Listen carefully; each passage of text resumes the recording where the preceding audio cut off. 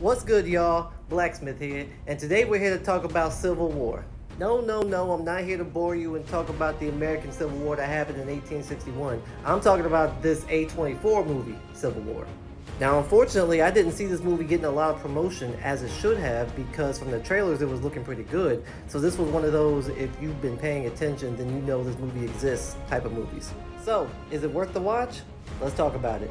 The story of this movie is pretty interesting as it takes place with the government being at war with other regions of the country.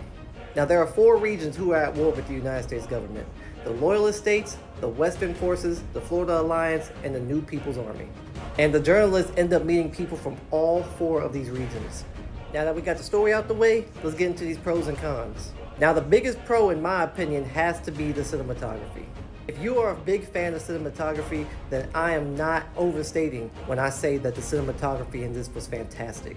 What I found interesting about the way this movie was shot is that since all the main characters are photojournalists, this movie was shot or had a lot of scenes in which it looks like it was shot as a photo.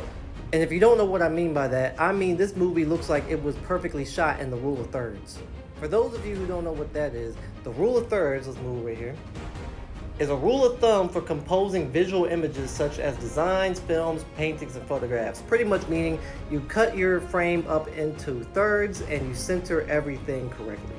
Now, I guess you're wondering, how could they get it all perfectly in thirds if the camera's always moving around? And that's the thing, it wasn't. A lot of scenes in this movie were shot as static shots. And a static shot is one where the camera is stationary, completely still, and the only movement is the movement that's captured on camera. So with a lot of the scenes being shot where the camera is completely still, you'd be looking at the screen and looking at the scene and you would see it as a photograph. At least that's how I saw it, but maybe I'm thinking about it too deep. Other pros include the action, the violence, the characters, and the execution of the story and the way that it was told. Every character fit into what they were doing. Every character had a role that they stuck to. The violence wasn't too heavy, but it was very realistic. This movie had all the markings of an A24 film that's not horror related. And with a 1 hour and 50-minute runtime, this movie utilizes every single second to show you what would happen if America was truly divided. And I can't think of any cons right now, but that doesn't mean this movie's perfect. So if you've seen it and you have a con or two about it, leave them in the comments section. Thanks for checking out this review. Let me know if you plan on seeing this movie. Let me know if you've seen it and what you thought about it. Let me know what you thought about this review and give your boy a follow. I really appreciate it. And until next time, peace.